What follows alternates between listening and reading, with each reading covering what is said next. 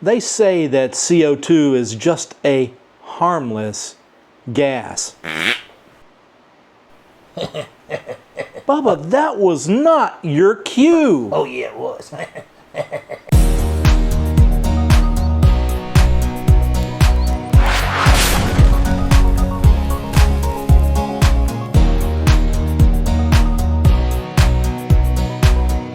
I can tell you now that CO2 is not lounging around like Bubba's gas. It's the climate's biggest bully, driving 1.2 degrees Celsius of warming, melting polar ice, and throwing 1-2 punches of heat waves all over the planet. I'd like to welcome you today to a crossover of fractured climate and EV bunk blasters, where we're schooling skeptics with cold, hard science. I truly wish we could use this cold to cool down the climate a bit, but since we can't, let's at least bust some CO2 myths instead. Let's do this. Bubba, really, that would gag a maggot, man. Come on, lighten up.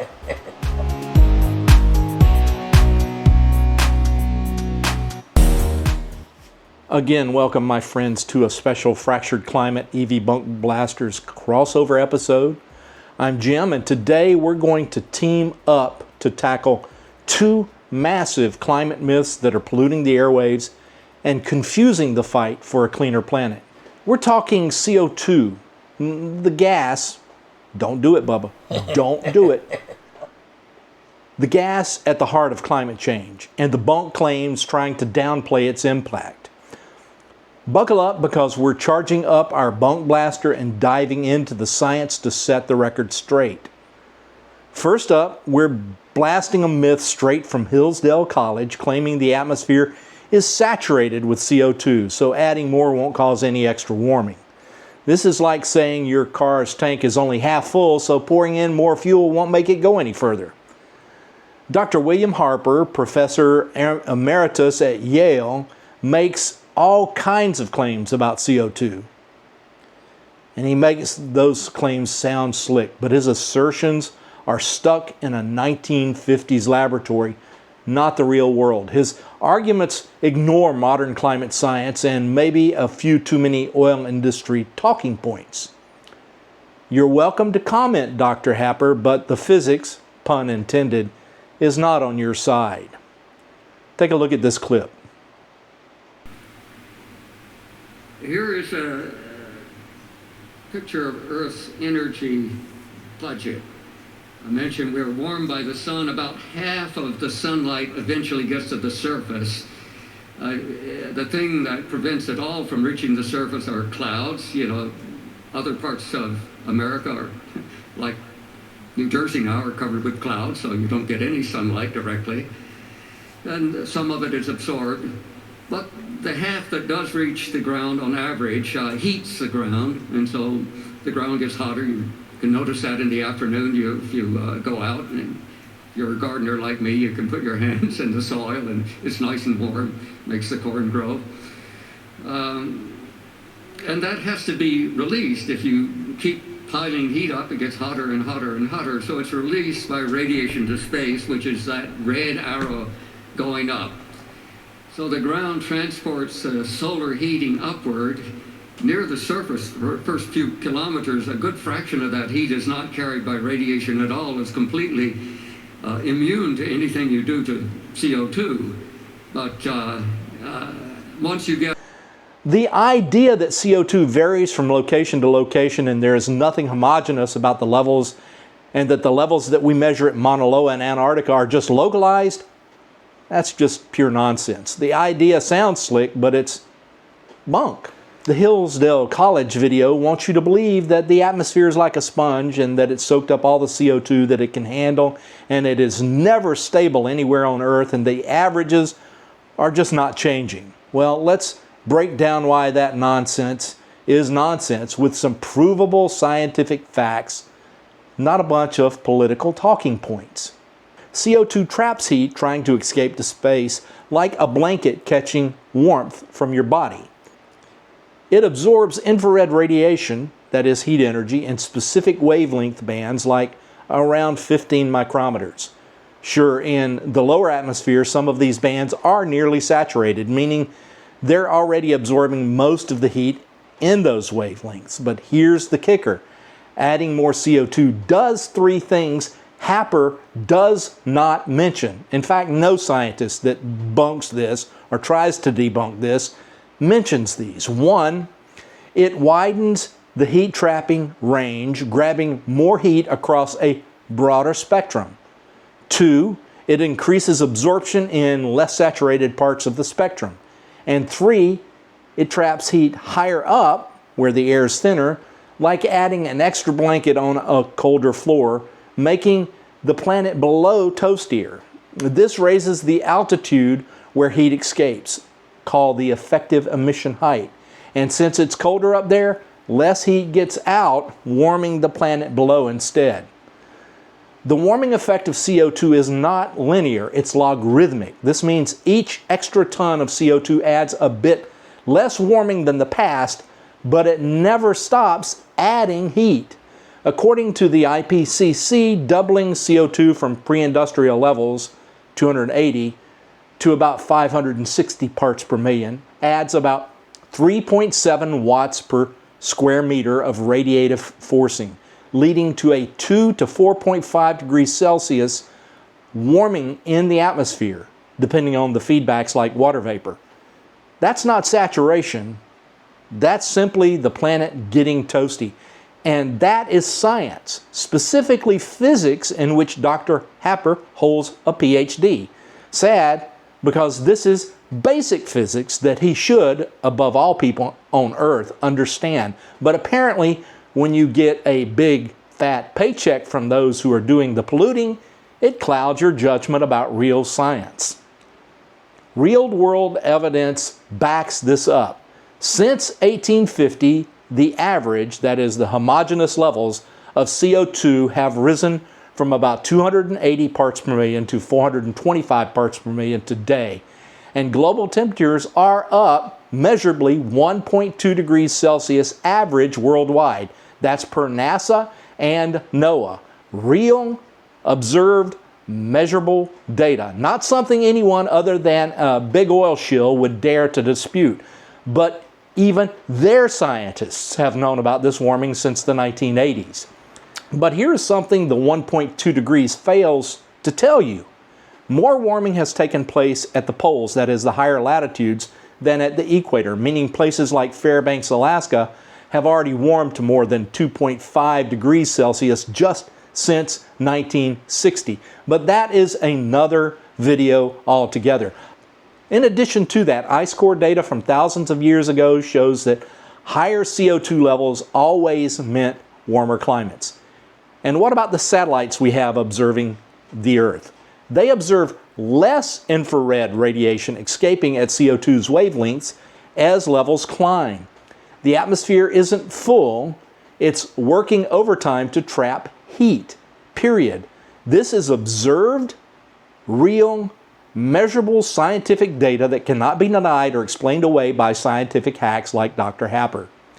And as for the correlation is not causation argument that I'm sure that I will get in the comments, the same thing can be said about your brain. You can't see your brain in real time, therefore you cannot prove that you have one. Just like the fact that being able to get a PhD does not prove that you have intelligence. The saturation myth comes from oversimplified lab experiments that don't mimic Earth's complex multi-layered atmosphere. It's like saying a single blanket keeps you warm, so piling on more blankets won't make a difference. And maybe somebody should tell that to my wife, because some mornings I wake up and she has 3 wrapped around her, because I like to keep the room at about 20 C, that is 68 degrees Fahrenheit. Hillsdale College, and specifically Dr. Happer, where is your CO2 saturation claim? Well, what we do know about this particular video, well, it is pure. Now it's your turn, Bubba. That's right, Bubba. It's a big old stinking pile of bunk that is busted by physics, observed data, and reality that every human on Earth is experiencing in real time today. That was a good one right there. Now let's shift gears.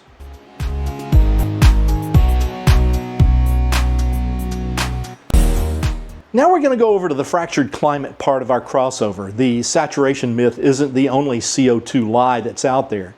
There's a new claim making waves, and it's a doozy, that the U.S. Department of Energy in July 2025 dropped a bombshell report admitting that CO2 doesn't drive climate change.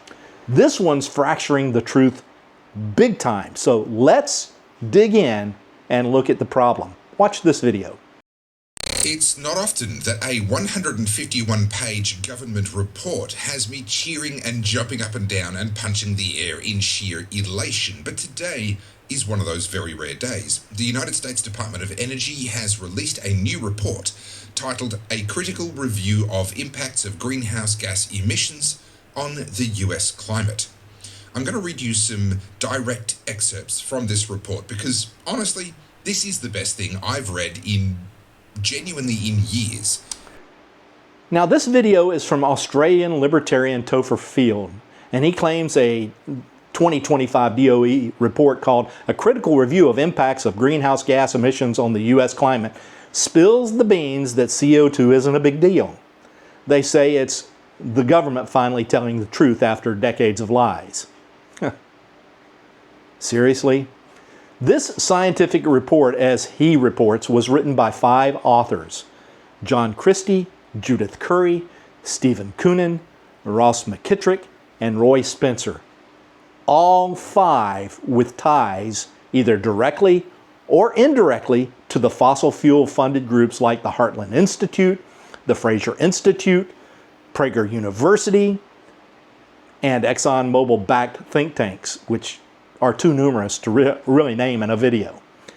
Despite their claims of independence, their work echoes Big Oil's talking points, cherry-picking data to downplay CO2's role. This isn't science, it's distortion, plain and simple. Let's get to the core of their claim that CO2 doesn't drive climate change. This is like saying gravity doesn't make things fall.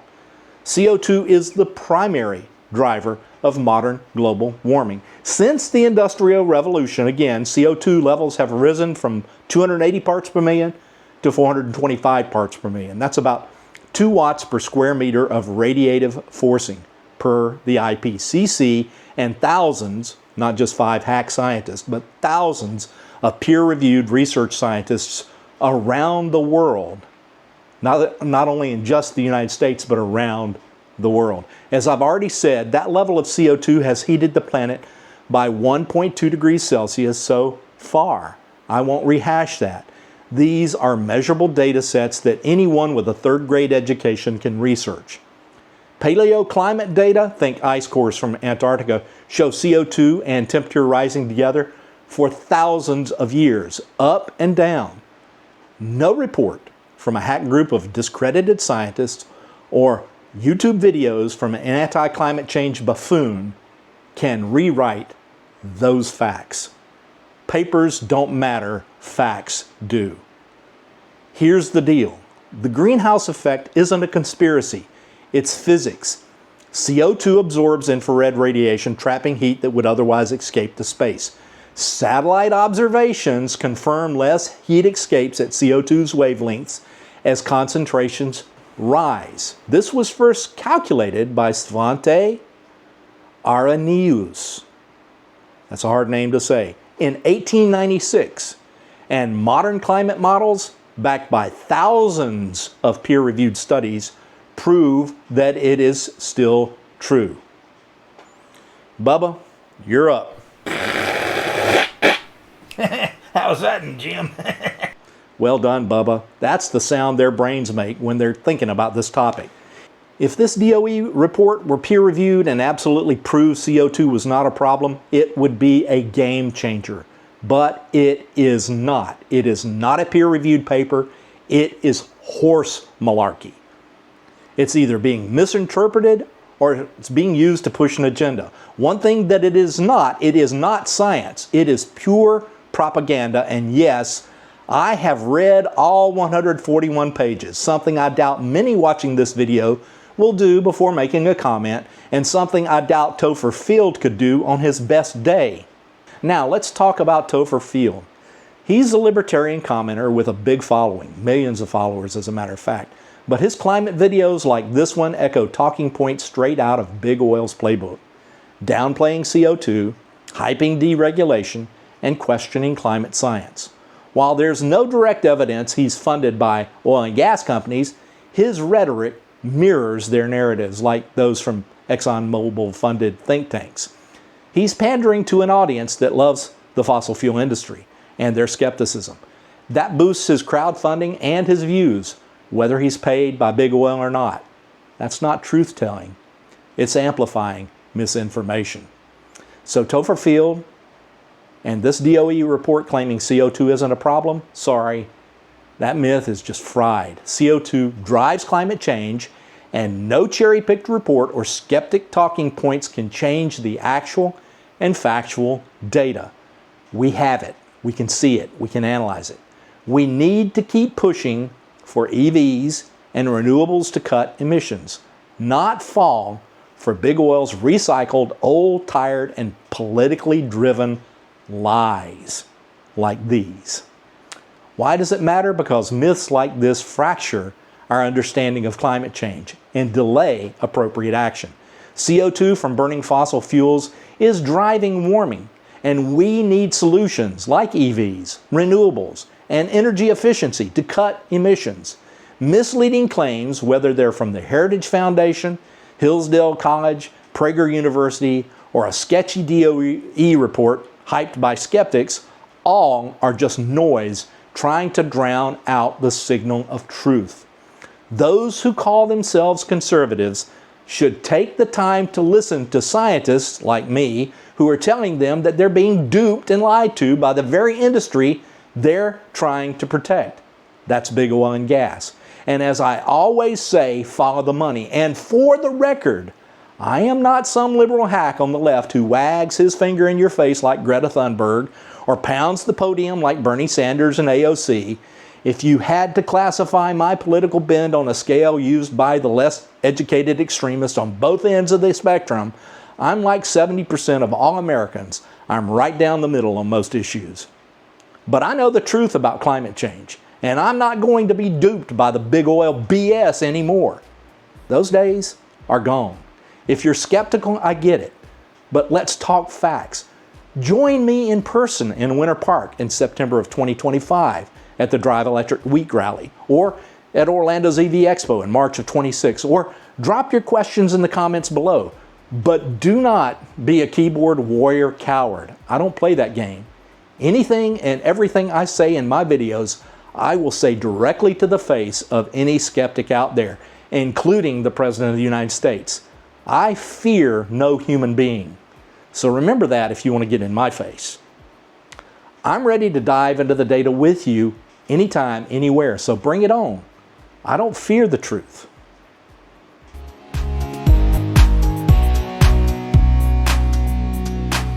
Now, that's two myths blasted into oblivion. The science is clear, CO2 is the problem, and clean energy is the solution. Whether it's the saturation nonsense or the big oil funded government revelations, we're not buying it. The best thing we can do, keep charging towards a cleaner future. And if my conservative friends are truly free market economists, they will let the best technology win instead of fighting against it tooth and nail at the behest of their taskmasters and the fossil fuel cartels.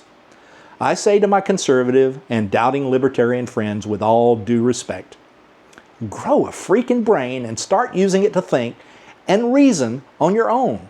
Be the ruggedly independent, free-thinking American you claim to support and defend. I dare you. I double dog dare you to think and reason on your own and uncover the science, the truth.